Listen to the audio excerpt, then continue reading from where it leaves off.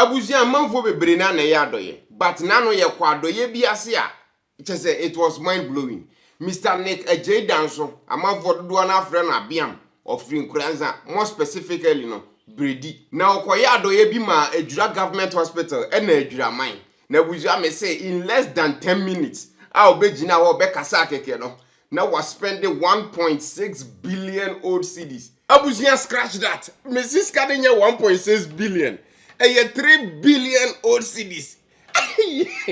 Yeah, me French in move from anything amatadi and assassin. Saying that I didn't hear a cocoa buy. A drug mine, any hospital, no, beside Mr. Abiam for incubators, me. I was the overall 3. Price of each incubator be $10,000. A new one we know what they buy, no. I was the 3.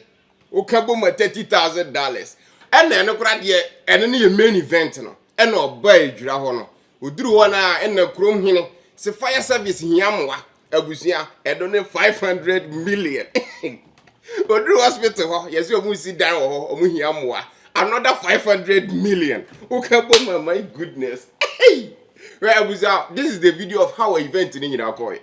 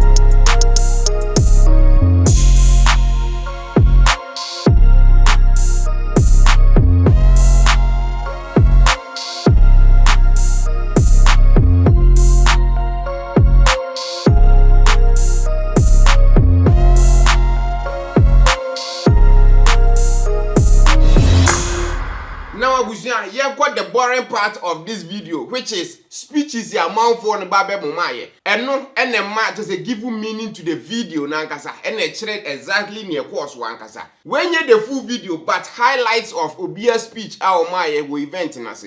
Enjoy. Amen.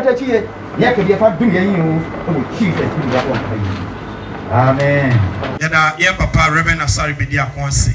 Every year, opening for any attitude, no, you fear. Any demu, you better say, you better want it. Your Reverend Pami Asari Bediako, President, Christian Council of Churches. Sansona, your Chief Limam, Alaji, Ishak, Jibril, Sansona, Dr. Mensa, and Medical Superintendent. Sabri, Babia Maduni, Belma, Wasai, Shidia, our Tosuminu, Nana so Edna Mujabi, or therefore, or a Chinese citizen. Afi. I got off a buy, Auntie Abeshia. May if I can you so, never united us on Gokraso. Ye, Ura, down so, Apiam, Brediniba. Our opinion, Peter, oh, pretty. All I see, I was my teacher for. Once I see police station time, I dear ma, a police for, I see a police quarters, as I'm a warnum. And a day was so better a graph a cheddy. May if I can you so. Why would you rather than swap piano or Pejanimu? Mira, Pejamuna is a more power. Yabesana Ebrimo, Matun Safre, the medical superintendent, a drug government hospital. Dr. Mensa Menya, na Wabemaya Kwabansem. It is my greatest and delightful pleasure to welcome you all to this special occasion in the history of Ejura Municipal Hospital. It will interest you all to know that the hospital has engaged Mr. Nick Danso Adjei some time ago to support the hospital with incubators. It was welcome news when the facility received his letter informing us that our request for incubators has materialized. It is a joyous moment for me as the leader and the initiator to get this very important equipment to be donated in the hospital. I think I must say and also congratulate Nananu, the Muslim youth, and the COVID-19 group who all worked tirelessly to get the maternity ward, uncompleted ward, to that state. The hospital management is most grateful to Mr. Nick Danso Adjei for his kind donation. It will really help improve preterm babies delivered at the hospital. Some people are delivered even 30 weeks. How would the baby survive? But incubator serves as a way of conducive environment for the preterm baby. Although they are out of their mother's womb, they can still actually feel as if they are still within their mother's womb. So I must say, we are very grateful. Once again, on behalf of hospital management, the entire hospital staff, we want to actually express our greatest appreciation to Mr. Nick Adjei and all the Nananum Drahini for actually witnessing this great occasion. May the good Lord bless all of you for your gathering here. Thank you. Say Abrana Dr. Gusu Awokasa no you say empenifo bae. Aban krachi peni a ohwe Ejura City Dumasi Kropon so Onmunyamfo Salisu Bamba honorable Ebae. We also have in our midst the Municipal Director of Ghana Health Service, Mr. Courage Anku. Ebremu botaiti a yeshia ewa ha. Yebema peni a onunti eni yeshia wa hai. Akwenya na afei ya no disem eni sentia ene wama nananom eni Ejuraman Yewura Municipal Chief Executive, Municipal Director of Ghana Health Service. Eni empenimfo ni atitru a oka ho. Ebremu eyema di GSA meton safre yem papa Nick Adjei Danso na ode nanu disem amaye. Ana amaye hene. Ene ikonte hene ne hemfura. Ene doctor. Ne honorables. Me Ejura dehye. Me krom ni bredi. Ejura aka me papa pa ma me papa so de awo emma. Ye kura gina. Krom ha na me aduane. Basiada o de kawo ahyeyem ne ni bredi ne kwan so ya. Na obia e ba bedan ne ka. Because brother, over sa kure we mu Ejura abe fa niam sa abe ton nti kure ye kura sebe eye kuro kese ma ye na nyame so ati Ejuraman esufre aboaboa Ejuraman ne ne nkwan sa man ama nipa nkete ye bakakra ebe ye titiri ituba na unya bia na o mana so obia so sebe binti mi yeska ebe dura sebe wura Ejura efie bia mu edisika to ho aka krasti ya na sebe brother sa ye betimi aye onu akwa mi so ka ho obuaye me boss eye mi aka sabe na o mai hene edwene ho o mai hene o ma ohiri bia ope mpuntu abaha ene kwa nduro me sa me ko pa acho because da bia obi so a opre ni amade aba krum hase enti ya metu yensem no ye se sa incubator no eye ade bia ya na ehia se de na doctor kan ti na sa incubator no ebe hia se ye benya bi ti bisa na bi ni na so o medical di aba na me anga sa me ma no me wo nyina wa brochire me ba bia da mu bi ti mani wo so a se yen incubator nka e bia me ma no bebre ma nya wo ti bi ese bi beba na ye de beba no na enema bi sisi kwan kakra sa ye ya die ni nema ya nti afi da nyame ayi kwan se ye bitumi ade aba e friend na ye de wade no bawo o si o de me ami timi tranka me a metutumi nan na ma ba na ma bagi ma ade e de ahye doctor nsem se de be ya doctor de be hwe me nananom ne me manom ebia na bi kompo ebeye konti hene ebi beye Nick enso so na saa machine nso no kwaku ni nyina ye ade bi a sande adwira betimi akọ akiri Dr. Amaya hu se sabe graduate incubate no tin family abonte I was esti baby a ama efi entimi nko di doctor asema ho kan na me bo mitinko na me bo mitinko ama na dia wo yen sana Mr. Andrew ohine fie me duru ohine wa say hey owura uboni a wo ye be dia chewo o maru be dia chewo na mom fire service no problem and there what happen am say na and me de 500 million akrama na say onkoye na ye fanko wa fire service ne ya ave na me be duru ye to the doctor pa ku tie ye nsem ehihye ntumam na doctor ho kire no ha enti doctor nsem o kan so beti ye enti na nsem bi monte adwuma bi a na ye fe ne ICOMS Unibus mi yi miti enti UTV ne ayi mega no ha bra boro uti se o wa ye bi go mi ki miti won krai adwuma no ba ye na wasema o kan no megina adwuma ni namu ba me next abu kasa chairman ya president bi many chairman was adwuma mu Unibus Ghana Link ICOM megina adwuma ni namu ha sei na media si na adwira hene so na masade de 500 million sa atu so sesi e ya pro dai no ho idina onana de metimi aka no ba busa foku ha de be ye de metimi aye bia onyamedi te ni kasa be kwa wi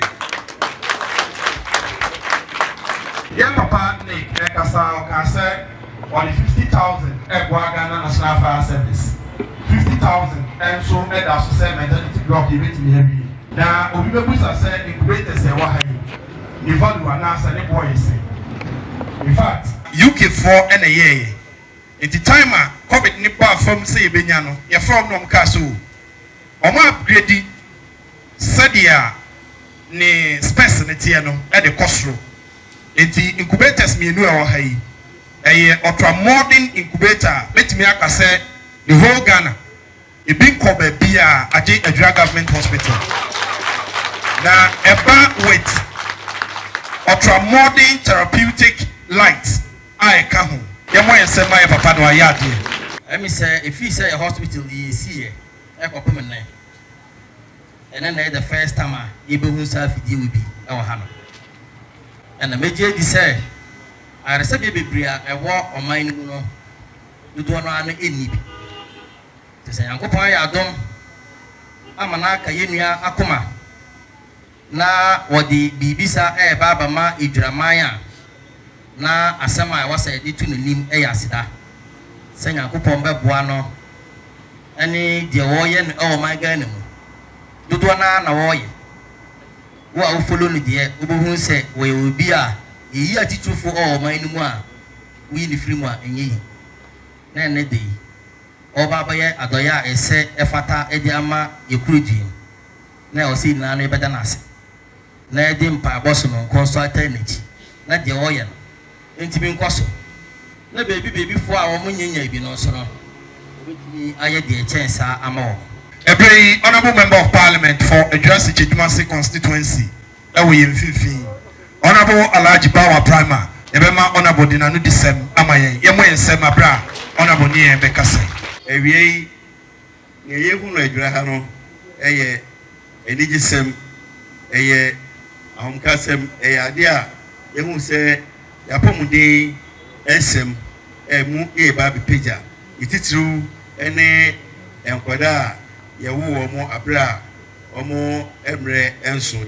Yen say, say ye can help delivery and I say apomdi edwuma no a edu ba bi aban ko a etime nye say it say yenya omo a omo ewo ayambiye pa say yenua Nick danso abiam omo pe say oman no aye bibia ma omo enu ti kakra omo nya no ese omo su yi bi di bo oman no a let's say fata say yɛbɔ wɔ aba so eti yɛmia ne yɛda ase yɛbɔ wɔ aso bi ba so yie eti ebere mu anidie kwan so yɛbɛbɔ yɛn nsɛm na yɛhyia yɛn nana na afei nneɛma a yɛwura nick ɛde asi ne so sɛ ɛnto hospital yi wada ne akyire na afei ɔde aba na yɛtie na no de sɛm ɛde aka ho ɛnɛ yɛ anigye da kɛse ma yɛ sɛ nneɛma a yɛnhu bi wɔ adwira ha ɛnɛ nyame nam n'adom so aka ne nana akoma ma nnɛ wɔde bi abɛdom adwira hospital ɔmmɛmfa nsɛmbɔ kɛseɛ ɛma kyaro sɛdeɛ honorable MP kae no yɛ maternity ward no Muslims youth bi na start yɛ ɛduru baabi na ɔmo so wɔn ho ɔde ne kɔfɔ yɛ hɔhoɔ bi firi Swaziland de bae ɔno so yɛde ne ba na ɔso no problem yɛaka wɔbɛte ɛna ɔno so bɛbɔ ɔso ma yɛ ɛna saa COVID-19 fund yɛ a MC ebie ma wɔn na disca ma yɛ start yɛ yɛde ne nam ma MP no mu de bɛtu mu kakra mpanyinfoɔ de bɛtu mu ɛno so yɛtumi de ɛyɛ ho adwuma ɛnɛ nyankopɔ aka chairman kuma wɔsane 50,000 apase yɛn sanfa nkɔhyɛ masɛm no mede bɛwie yɛ ne asɛm nyina ne sɛ nyankopɔn a ɔbɔɔ soro ne asase na wɔwɔ ne ba ɛma ne ba bɛwo chairman Nick a wɔte hɔ ɔkaa n'akoma sɛ nnɛ wɔmɛyɛ adwiraman adɔyɛ kɛse wo nyankopɔn no ɔnhyira no ɛfiri wɔkyerɛ kɔ adwuma bi a ɔde ne nsa bɛhyɛ mu biara no ɛnyɛ nhyira ma no na mfasodeɛ a ɛbɛba so biara ne nyinaa ɛmmerɛ adwira na ɔmɛbɔ ɛma adwira ɛmfa ne nkyɛn nti yɛka wei ato mu a mo aka no sɛ woyɛ nana koraa na sɛ ɔyɛ adwumayɛni woyɛ businessman anaa woman bi na sɛ nyame to nsɛm a boa ɔnni bi ne nyankopɔn bɛhyira wo onua yɛda wase bebree nyankopɔn wɔnhyira wo wɔnhyira wo nsa ne adwuma so amen yɛbɛto nsa frɛ yɛ nuaba akyama na ɔma yɛ vote of thanks evia na chief mam abɔ mpayɛ ahyira yɛ yɛde asede edi kan yɛbɛma otwe edi ampo nyankopɔn so wate n'anim akyerɛ yɛ ɛde abɛduru mpɛmpɛnsuo yi ɛyɛ n'adom enti deɛ ɛtɔ so biem ɛnkɔma nananom sɛ mode mo anim onyam ɛbɛtaa yɛ akyi ɛma adwumadie yi ɛyɛ ɛfɛ deɛ ɛtɔ so biem ɛnkɔma aban mu mpanyinfoɔ sɛ mo nso mode mo anim onyam ɛbɛtaa adwumadie yɛ akyi deɛ ɛdi hɔ biem ɛnkɔma Dr. Mensa ɛyɛ the medical superintendent ɛde ma ayaresa bia yi deɛ ɛtɔ so biem ɛnkɔma anuanom adɔfoɔ chief imam ɛne ne mpanyinfoɔ Sarkin Zongo ɔno nso ne mpanyinfoɔ sɛ mode mo anim onyam ɛbɛtaa yɛ akyi na mode wɔdɔ bɛbɔ ɔdɔ mu ama dwumadie yi abɛyɛ krabɛhwɛ deɛ ɛka ne sɛ aseda ɛnkɔma wɔ bibiara saa adeɛ kye na sɛ akokɔ ɔbɔ nkokurokuro na ɛyɛ aseda ɛne yɛde firi yɛwura danso abiam asoɛyɛ ɛyɛ ne group of companies ɔne daa no ɛne yɛde ma adwuraman ɛne obi bi a wɔsɛe wɔ mmerɛ ɛne wadaagye ɛbɛtaa yɛ akyi ɛwɔ dwumadie yɛ ase meda mo ase ebere mu yɛbɛma chief imam ɛde Allah nhyira agu incubators yi so sɛ abɔfra biara yɛde ne bɛtom no ɔbɛba bɛyɛ nipa titiriw sɛ yɛwura Nick abin da aka ba mu labari daga gida irin alherin da mun ka samu a wannan gari na suka kira mu zo mu taimaki sarkin gari da baban mu sarkin Zango da Mensa sannan ga Honorable MP ga Honorable Madam Alhaji ya Salisu Bamba duka kasuwan sun zo ga manyan sarakuna duka baki daya sa'annan kuma sarkin baba su duka dai fadila alhamdu muna godiya ma Allah kara mana dadin kai abinda ku san kun samu ba kuka zo kuka samu to gari ya ci gaba kenan ci gaba kenan Allah ya da kuma abinda yafi wannan ma ya zo abinda yafi wannan cikin ikon Allah ana bukatar ajara wannan abin da ya zo saboda shi kowa ya daga hannu za mu yi addu'a mu kai ma Allah kara shi wanda ya shirya wannan dukiya ya bamu Allah ba shi lafiya Allah ba shi yawancin rai abinda kenan hannu kuma Allah ya kara mai ci gaba kar ya manta ba ga kare ba in ya samu kuma sabo ya kawo muna Allah ya muna haka nan bismillahir rahmanir rahim sallallahu alaihi wa muhammad sallallahu alaihi wasallam min jami'il ahwal wal afat taqdilana biha jami'al haja tuhiruna biha min jami'i saya tarfuna biha indaka ala daraja تبلغنا بها أقصى الغايات من جميع الخيرات في الحياة وبعد الممات بسم الله الرحمن الرحيم الحمد لله رب العالمين الرحمن الرحيم مالك يوم الدين إياك نعبد وإياك نستعين اهدنا الصراط المستقيم صراط الذين أنعمت عليهم غير المغضوب عليهم ولا الضالين السلام عليكم ورحمة الله وبركاته.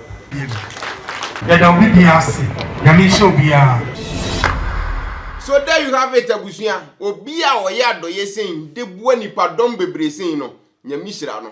Special thanks to Mr. Abiam. So invite him, my witness, say this great occasion, Ankasa.